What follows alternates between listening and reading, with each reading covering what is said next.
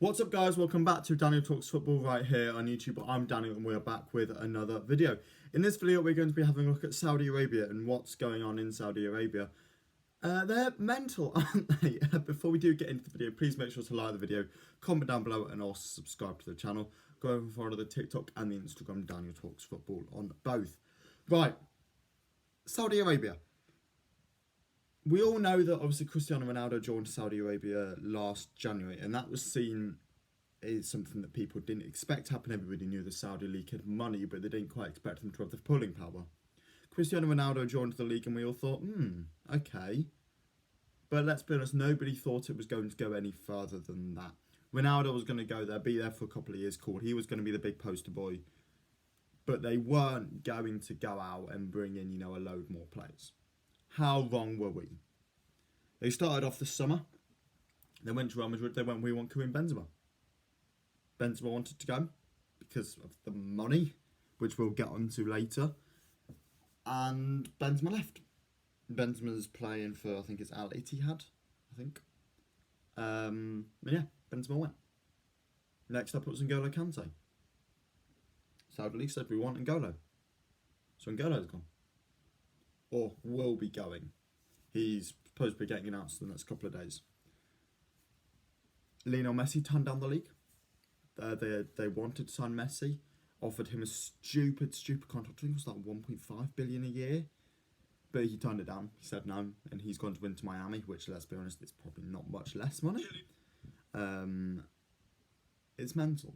It's absolutely mental what the Saudi league are doing. They're still offering out more contracts as well. They're trying to get Wilfried Zaha out there. I can see a lot more. They're going for these sort of free agent transfers, which we all heard that they would.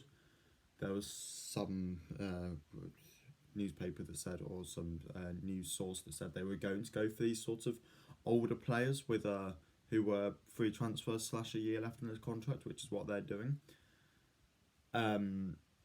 I could see a couple more going out there. I could see David De Gea possibly going out there if the money's right. I could see. Who else could I see going out there? I think Modric will probably stay. I think Kroos will probably stay. Neymar hasn't really been going well at PSG, has he? They'll probably try and make an offer to Mohamed Salah. I can see them wanting to get Salah in because of that religion side of it. But no, it's mental. I mean, we do need to speak about the money, like I said we would. They're also making an offer for Riyad Mahrez, I forgot to say. Manchester City expect a fee for that, which not many clubs have done. They've just sort of, Benzema, he's the only one that's actually gone while under contract at a club, but, he wanted to go and Madrid turned around and said yes. N'Golo Kante, 100 million euros. I think that's a year.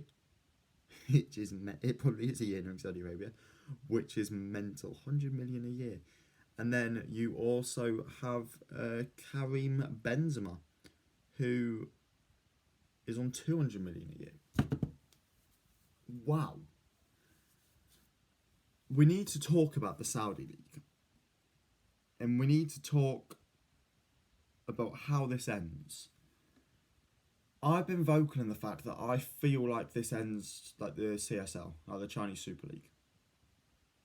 They bring in some big names, but when these big names retire, it goes badly. I was saying that up until sort of this Kante deal looked like it was going to be getting done.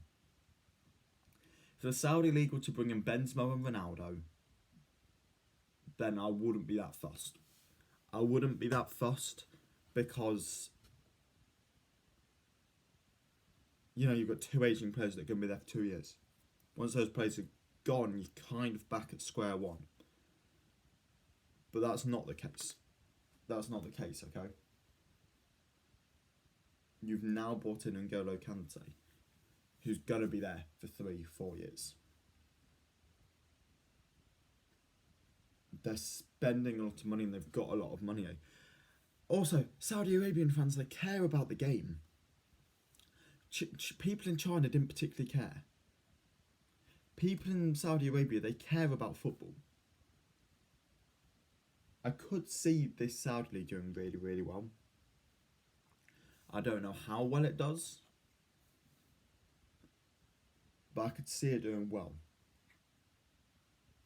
At the end of the day, we don't know how this ends. We don't know how much money they've got. Do they try and alter the path like the Chinese Super League did? They try to bring through their own players, at which point it will fail. Or are they just happy to go out and get Europe's super elite off when they're aging?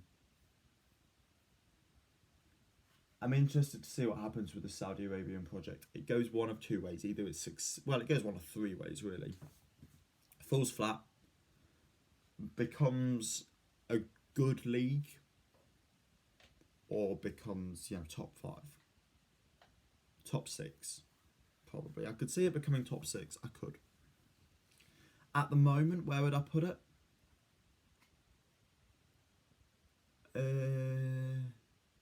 I wouldn't say anything outside Europe is within top 8, bar Saudi Arabia.